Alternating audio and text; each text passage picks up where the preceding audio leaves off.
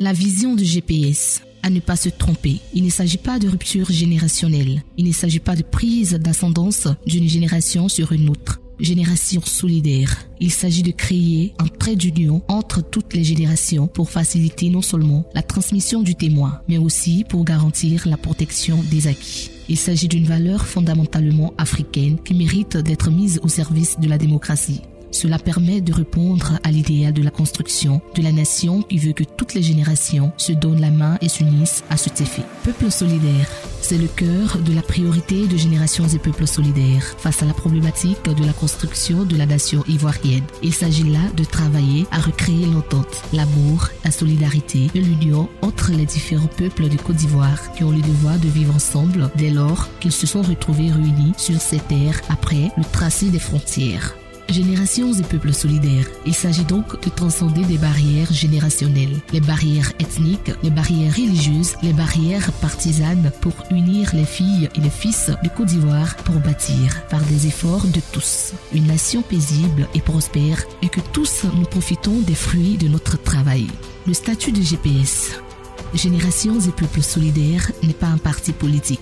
Générations et peuples solidaires, un mouvement citoyen régi par la loi numéro 60-315 du 15 septembre 1960 relative aux associations. Générations et peuples solidaires se veut le creuset de personnes partageant un socle de valeurs qui transcende les partis politiques et rassemble tous les Ivoiriens dans leur diversité pour avancer ensemble sur les sentiers du développement inclusif.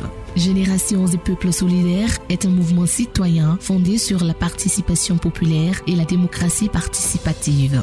Les objectifs de GPS. Générations et peuples solidaires a pour objectif de concourir à l'instauration d'un nouvel ordre politique, économique, environnemental et social NOPEES en Côte d'Ivoire par le renforcement de la participation citoyenne et la consolidation des institutions, des organismes, des associations et de tout autre instrument d'animation de la vie publique dans la pure tradition républicaine. De constituer une force de proposition pour la construction démocratique, la transformation structurelle de l'économie, la réduction des disparités entre les territoires, le renforcement de la cohésion sociale, le progrès individuel et collectif, l'égalité des chances, l'égalité basée sur le genre, la justice sociale et la solidarité intergénérationnelle. D'œuvrer au plan national à la conclusion des nouveaux pactes sociaux et au plan international au rayonnement diplomatique de la Côte d'Ivoire sur l'échiquier africain et mondial.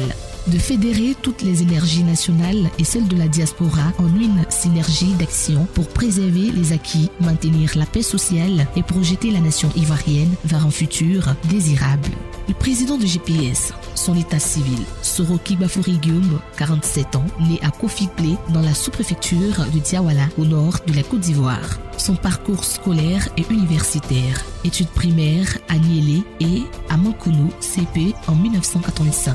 Études secondaires au Petit Séminaire de Katiola, BEPC en 1989 et au lycée classique de Boaké, bac A2 en 1992. Études supérieures au département d'anglais, faculté des lettres, arts et sciences humaines, flash à l'université d'Abidjan-Cocody. Licence d'anglais en 1996. Études d'anglais, Institut Sully Morland 1999 à l'Université de Paris 7 Jussieu. Études de sciences politiques 1999 à l'Université de Paris 8 Saint-Denis. MBA en finance 2018 à l'École de commerce de Lyon en France. Son parcours syndical et politique. Secrétaire général de la Fédération estudiantine et scolaire de Côte d'Ivoire, FESI, 1995-198. Il connaîtra plusieurs arrestations dans sa marche syndicale. Secrétaire général des Forces Nouvelles de Côte d'Ivoire, décembre 2002 à 2010. Désigné homme de l'année en Côte d'Ivoire en 1997 par le quotidien Ivoire Soir. Ses principales fonctions occupées. Ministre d'État, ministre de la Communication, mars 2003 à décembre 2005. Ministre d'État, ministre chargé du programme de la reconstruction, de la réinsertion, décembre 2005 à mars 2007. Premier ministre de la République de Côte d'Ivoire, 29 mars 2007 au 5 décembre 2010. Premier ministre, ministre de la Défense, 5 décembre 2010 au 8 mars 2012. Élu député de la circonscription électorale de Ferkessédougou, commune 11 décembre décembre 2011. Réélu député de la circonscription électorale de Ferkessédougou, commune 18 décembre 2016. Président de l'Assemblée nationale 12 mars 2012 au 8 février 2019. Démission du poste de l'Assemblée nationale 8 février 2009. Création du comité politique dont il est le président 15 février 2019.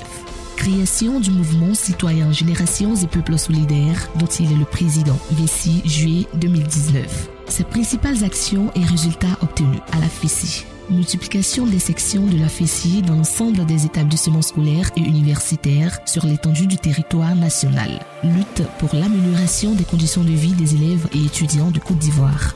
Obtention de la réhabilitation de la FESI qui avait été dissoute. Rayonnement et valorisation de la FESI sur l'étendue du territoire national et international. À la tête des forces nouvelles. Reconnaissance nationale et internationale des forces nouvelles en 2003. Action d'organisation sociopolitique, administrative, économique et militaire de la zone administrée par des forces nouvelles. À la tête du gouvernement. Conduite avec succès des affaires de l'État 2007-2010. En tant que Premier ministre du président Laurent Gbagbo. Action pour le redéploiement de l'administration sur l'ensemble du territoire. Début du désarmement. Organisation des audiences foraines pour la délivrance des actes de naissance. Conduite de l'opération de confection gratuite des cartes d'identité. Établissement de la liste électorale sécurisée pour les élections 2010. Réussite du processus électoral ayant permis la tenue de présidentielles inclusives en 2010 et des législatives de 2011.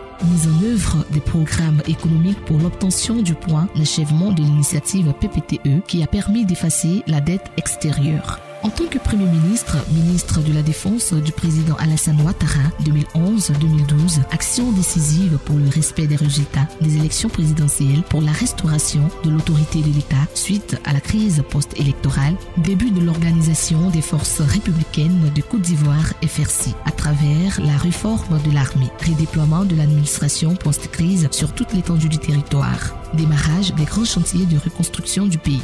À la tête de l'Assemblée nationale, repositionnement de l'Assemblée nationale au plan national et rayonnement à l'international à travers la promotion de la diplomatie parlementaire. Amélioration des conditions de vie et de travail des députés du personnel parlementaire. Réhabilitation et équipement des locaux de l'Assemblée nationale dont une partie avait brûlé. Son ambition aujourd'hui, Guillaume Kiro est candidat à l'élection présidentielle de 2020.